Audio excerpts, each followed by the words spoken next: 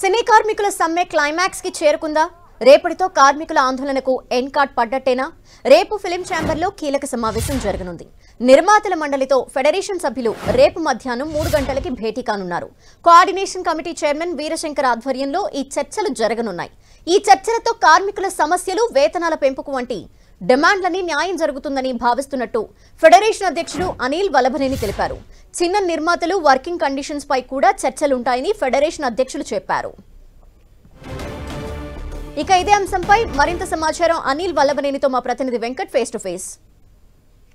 Telugu film chamber of కామర్స్కు ఇటు Telugu film federation మధ్య జరుగుతున్నటువంటి వేతనాలకు సంబంధించినటువంటి చర్చలు అయితే ఇంకా ఒక కొలిక్కి రాలేదని చెప్పవచ్చు. ఇది ప్రస్తుతం ఎలా ఉందంటే ప్రభుత్వం దృష్టికి కూడా పోవడం జరిగింది. ఈ రెండు రాష్ట్రాల సినిమాటోగ్రఫీ మంత్రులను కూడా కలుస్తున్న పరిస్థితి ఉంది. అయినా కూడా ఇంతవరకు అయితే దీనికి ఒక క్లారిటీ రాలేదు. ఈ క్లారిటీ రాకపోవడానికి ఎందుకు ఈరోజు చర్చలు జరుగుతాయన్నారు కానీ జరగలేదు.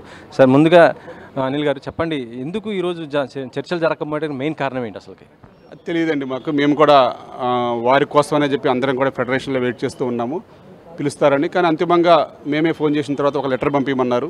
ఆ లెటర్ కూడా పంపించడం జరిగింది. మరి వారు ఇప్పుడు లెటర్ పంపించారు. మరి వారు కూడా మాట్లాడి రేపు పెట్టుకుందాము, ఈరోజు మాకు అందుబాటులో లేరు కొందరు, రేపు 3 గంటలకు అన్నారు. మేము ఓకే అని చెప్పడం జరిగింది. నిన్న మీరు వెళ్ళారు కోమటిరెడ్డి వెంకటరెడ్డి దగ్గరికి, దాంతోపాటు ప్రొడ్యూసర్స్ కూడా వెళ్ళారు. అందరూ చెప్తున్నారు అంటే వాళ్ళ వర్షన్ ఒక రకంగా ఉంటుంది, మీ వర్షన్ ఒక రకంగా ఉంటుంది. అసలు కోమటిరెడ్డి వెంకటరెడ్డి గారు ఏం చెప్పారు అసలు ఇద్దరికి?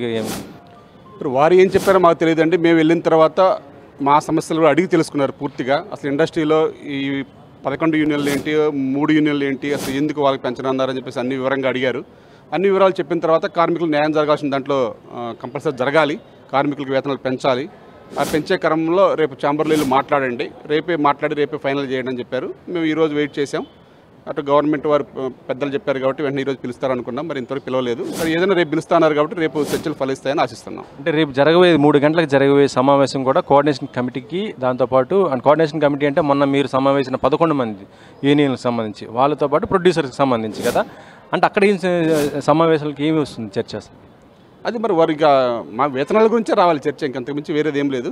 వేతనాల గురించే చర్చ వస్తుంది. ఆ వేతనాల పర్సంటేజ్లు ఎట్లా నిర్ణయిస్తారనేది చూసుకొని దాన్ని బట్టి ఒక పర్మనెంట్ హామీగా తీసుకొని మేము ముందుకు వస్తాం. అంటే మేము ప్రొడ్యూసర్ కౌన్సిల్ మన దామోదర్ గారిని అడిగితే రేపు జరిగే సమావేశం ఏంటంటే, మొన్న మీరు ప్రెస్ మీట్ పెట్టడం జరిగింది. దాంట్లో మమ్మల్ని ఒక 2 యూనియన్లకు సంబంధించి జరగట్లేదు, దానిపైన మాకు డౌట్స్ ఉన్నాయని మీరు చెప్పడం జరిగింది కదా.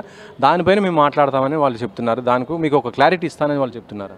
అదే ఆ క్లారిటీ ఏందనేది రేపు తెలితే రేపు అయిపోయినట్టే. మరి క్లారిటీ ఓన్లీ మాకైతే ఇంకా ఏమేమి తెలియదు. చర్చలకు రమ్మన్నారు తప్ప మాకు ఆ యూనియన్ల గురించి దీని గురించి మాకు అట్లా ఏం చెప్పలేదు. ఏదన్నా మరి రేపు చర్చల ద్వారా అన్ని ఫలించాలని ఆశిస్తున్నాం. ఓకే, ప్రస్తుతం అయితే ఫెడరేషన్లో ఉన్నటువంటి యూనియన్స్ కూడా తమకు అల్టిమేటం కూడా జారీ చేస్తున్నారు. వేతనాలు పెంచితేనే రావాలి తప్పితే వేతనాలు పెంచకుండా మాత్రం మీరు రావద్దని కూడా వాళ్ళు కూడా చెప్తున్న పరిస్థితి ఉంది.